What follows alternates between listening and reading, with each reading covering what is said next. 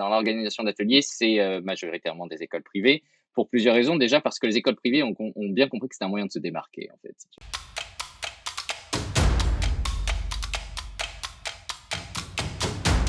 Comment est-ce que l'entreprise, justement, démarre? Comment est-ce que l'activité commerciale va démarrer?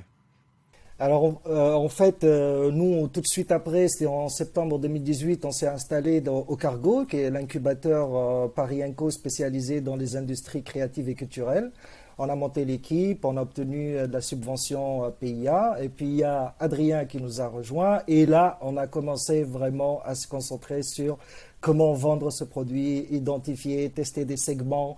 Voilà, c'est là que l'aventure vraiment commerciale, elle a commencé. Ouais, Voilà. en fait, je suis arrivé quand il avait besoin de vendre. Avant, je n'étais pas là, et puis à un moment, il avait besoin Ah, d'argent. Et là, je peut-être, suis d'accord. arrivé. Bon, alors maintenant on a assez entendu Amine hein, parce qu'il a monopolisé tout le début du podcast. Maintenant Adrien, c'est à toi. Donc raconte un petit peu comment ça se passe justement cette phase de démarrage où tu vas essayer de vendre le produit. Oui, oui. Alors, en fait, j'ai été beaucoup aidé, notamment par la ville d'Issy-Moulineaux. En fait, je suis lycéen, donc Issy-Moulineaux, c'est dans la banlieue parisienne et c'est une ville très portée sur le numérique. Et donc, en arrivant et en disant que oui, voilà, je suis lycéen, je viens de la ville, on a pu tester dans les écoles la réaction des enfants. Donc là, Amine parlait de la réaction sur un salon. Là, je parle vraiment à l'intérieur des écoles, voir la réaction. Et en fait, m'a beaucoup aidé dans la démarche commerciale parce qu'en fait, on a compris que sur le marché français, les professeurs avaient vraiment compris que le coding, c'était hyper important, que c'était quelque chose dans l'air du temps, que de toute façon, ça allait rentrer, mais qu'ils n'étaient pas encore capables de l'enseigner.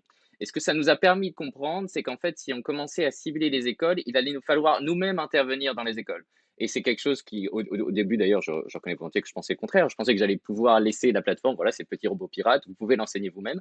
Mais en fait, non. En fait, ces premières expériences nous ont permis de comprendre que c'était soit Amine, soit moi, et puis plus tard des intervenants de l'équipe, qu'on allait devoir nous-mêmes enseigner ces cours, une heure et demie, peu importe. Et c'est vraiment ça qui a permis de faire décoller le business, l'organisation d'ateliers, etc., etc.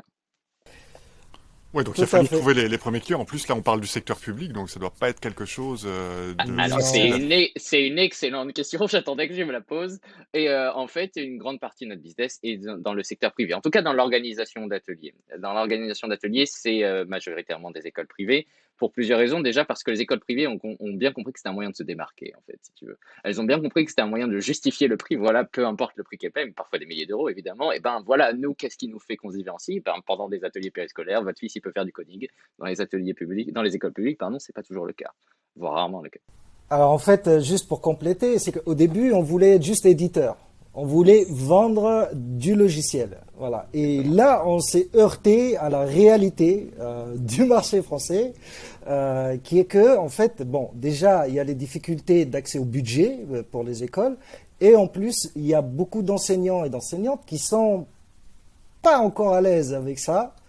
Et que du coup, il fallait vraiment faire un effort d'évangélisation, il fallait vraiment aller pousser un peu, aider. Et du coup, bah, on s'est pas mal déplacé avec Adrien au début, on a sillonné pas mal d'écoles C'est un pour faire euphémisme. des ateliers gratuits, gratuits. Absolument. Au début, pour faire connaître la plateforme, absolument. Yes, yes, yes, yes. Voilà, mais c'est souvent ça en fait la réalité de la start-up qui démarre, c'est que la roadmap produit en fait, ou en tout cas la stratégie produit, c'est pas celle qui va permettre de faire rentrer de l'argent, mais c'est C'est ça. d'abord le service, hein, c'est d'abord le service qui fait rentrer de l'argent.